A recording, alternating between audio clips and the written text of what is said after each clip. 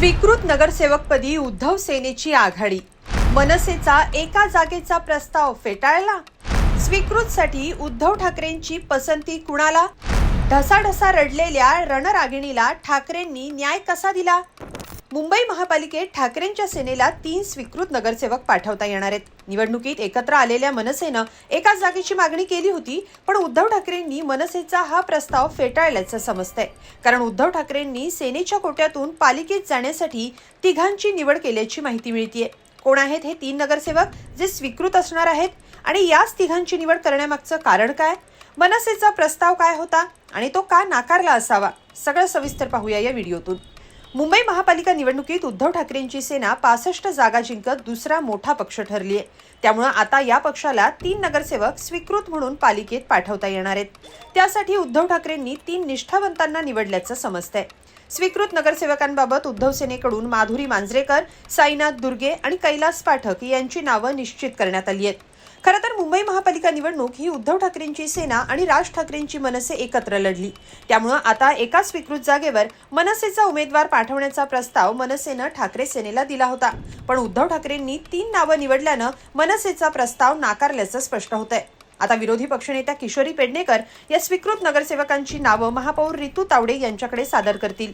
त्यानंतर 25 फेब्रुवारीला त्यांची अधिकृत घोषणा होईल अशी माहिती सूत्रांनी दिली आहे। स्वीकृत नगरसेवक म्हणजे काय ते आधी पाहूया।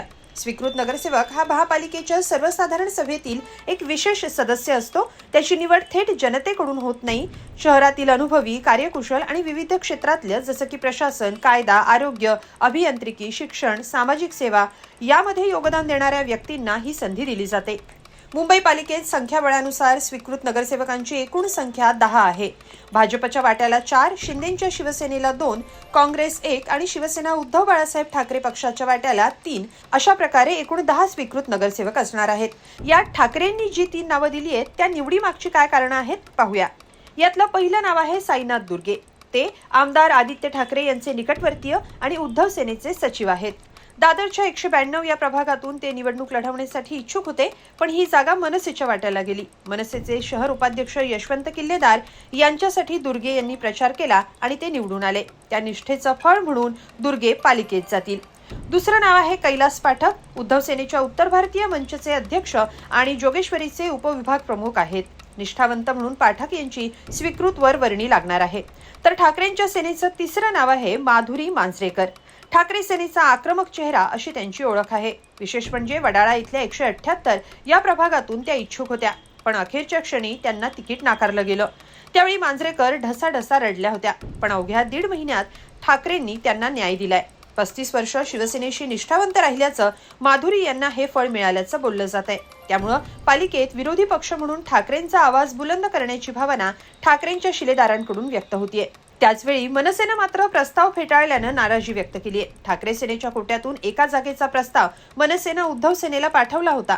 मनसेकडून वाहतूक सेनेचे अध्यक्ष संजय नाईक, कामगार सेनेचे अध्यक्ष मनोज चव्हाण आणि विद्यार्थी सेनेचे राज्य संघटक चेतन पेडणेकर यांची नावं चर्चेत होती। मात्र मनसेचा हा प्रस्ताव उद्धव सेनेनं नाकारल्याचं स्पष्ट झालंय।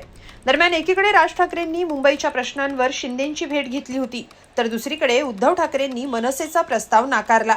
त्यामुळे ठाकरे भावांच्या युतीत मिठाचा खडा पडला का अशीही चर्चा सुरू झाली आहे। याचं उत्तरही समोर येईलच, पण सध्या तरी ठाकरेंनी पालिकेत मुंबईच्या प्रश्नांवर आक्रमक भूमिका घेण्याची मागणी होतीये। तुम्हाला याबाबत काय वाटतं? कमेंटमध्ये नक्की लिहा आणि लोकमत.com ला सबस्क्राईब करा। धन्यवाद।